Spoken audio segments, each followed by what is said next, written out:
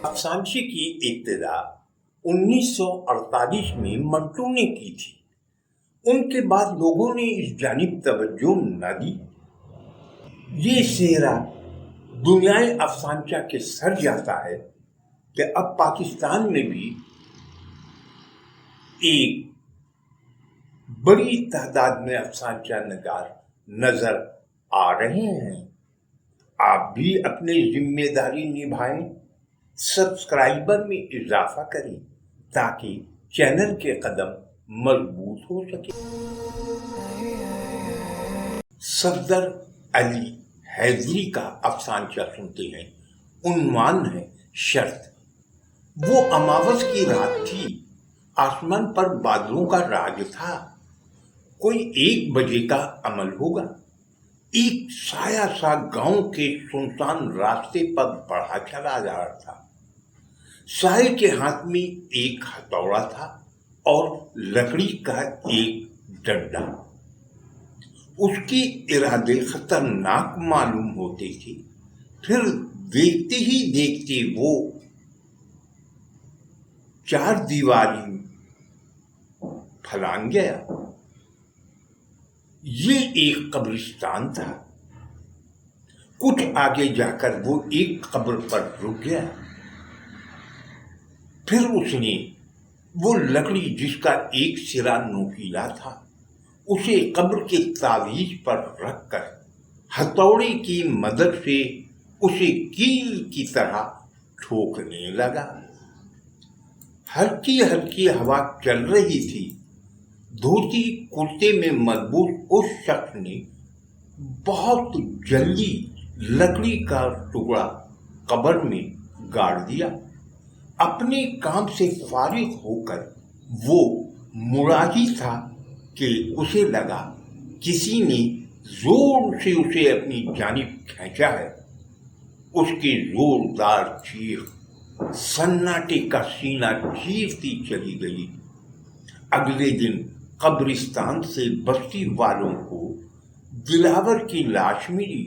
खास बात ये थी कि उसकी धोती का कोना कब्र की तावीज में ठुकी लकड़ी में फंसा हुआ था।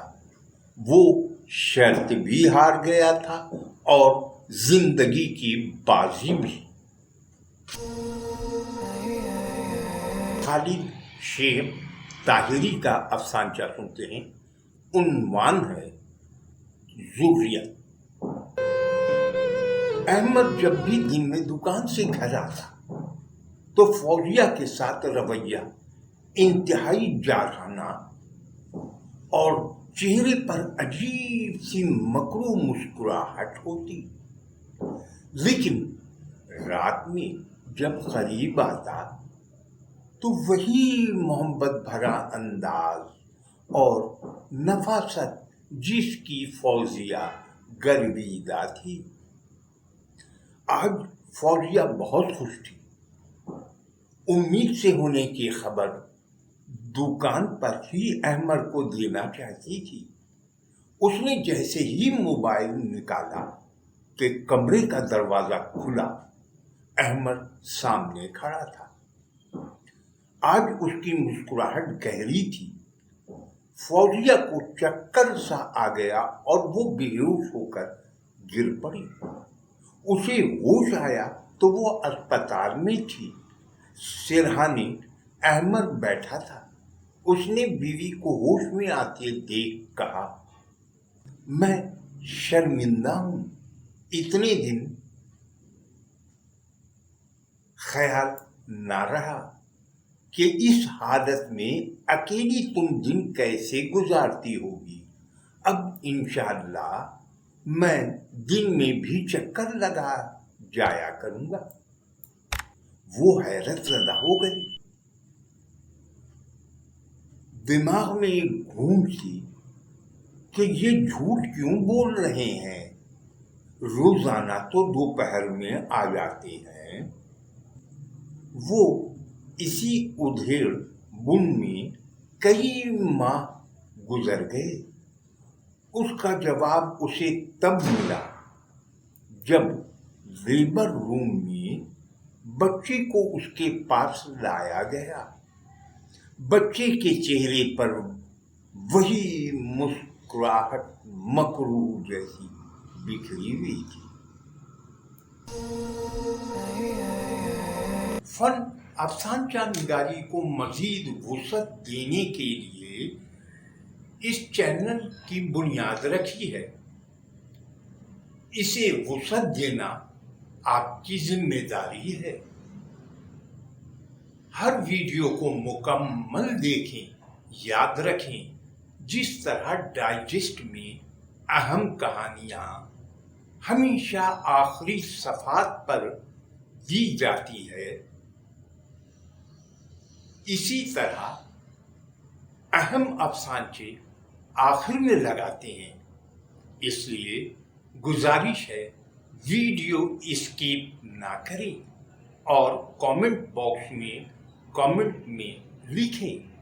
اگر سبسکرائب نہیں کیا ہے تو سبسکرائب کرنے کے بعد گھنٹی کے نشان پر کلک ضرور کریں گے.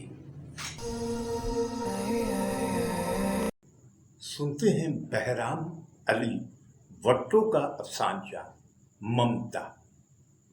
وہ ٹیک لگائے کرسی پر پریشانی کے عالم میں سر جھکائے بیٹھا تھا. بہادر بچے مشکل وقت کا مقابلہ ڈٹ کر کرتے ہیں. اس کے کانوں میں رس گھولتی آواز آئی. یہ آواز سنتے ہی اس نے جلدی سے اوپر دیکھا تو اس کی ماں بہت فکر مند ہو کر کھڑی تھی. وہ خوشی سے نہال ہو کر بولا، امی جی بیٹھے نا. ماں نے کہا، میں بہت مختصر لمحے کے لیے آئی ہوں، بس تمہیں پریشان دیکھ کر مجھ سے رہا نہیں گیا. تبھی کسی نے آواز دی تو وہ ہڑبڑا کر اٹھ گیا. اف، خواب تھا، اس کے لبوں سے بے اختیار نکلا. دراصل وہ 3 دن سے اسپتال میں اپنے بیٹے کا علاج کروا رہا تھا. اس پریشانی کے عالم میں وہ کئی دن سے سو نہیں پایا تھا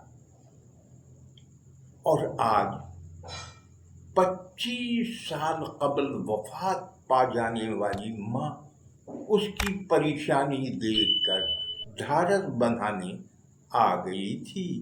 وہ ماں تھی نا. زرمینی شاہ کا افسانچہ سنتے ہیں. عنوان ہے گوشت خور. اماں ابا کب آئیں گے؟ بچے بار بار ماں سے پوچھتے اور جواب نہ پا کر دوبارہ کھیل میں مگن ہو جاتے. جانتے تھے کہ جب ان کا باپ دیر سے آتا ہے اس دن گھر میں گوشت ضرور پکتا ہے. اتنی گرانی میں بھی وہ لوگ ہر دوسرے تیسرے دن گوشت کھاتے تھے. ابا آ گئے. دستک سنتے ہی بچے خوشی سے چلا اٹھے. کچھ دیر میں پیٹ کا دوزخ من چاہے آگ سے بھر چکا تھا. اگلے دن کی خبروں میں ایک نمایاں خبر بھی تھی. مقامی قبرستان سے تازہ مردے کے چوری ہونے کا سلسلہ بند نہیں ہوا. آج بھی ایک مردہ غائب پایا گیا.